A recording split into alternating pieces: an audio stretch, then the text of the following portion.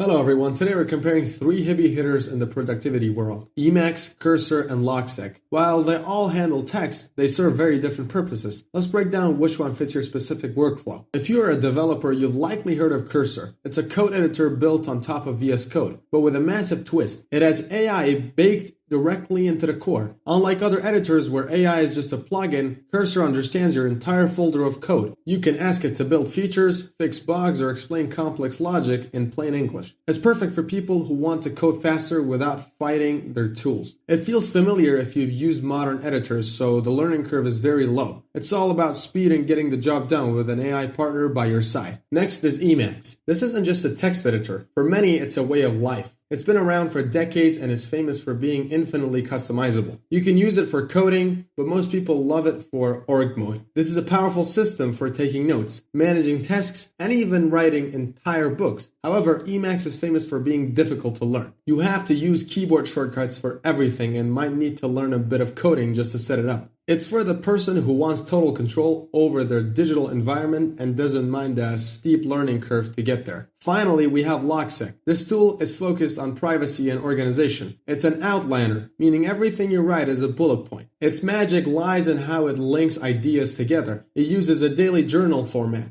So you just start typing every morning. If you mention a topic, Logseq creates a link to it automatically. Over time, you build a massive web of connected thoughts. It's great for researchers, students, or anyone who wants a second brain to store their knowledge without losing track of how ideas relate. It's simple, local first, and keeps your data safe on your computer. In short, use Cursor for AI-powered coding, Emacs for ultimate customization, and Logseq for connecting your personal thoughts. If you found the video helpful, please make sure to like, subscribe, and share. See you in the next one.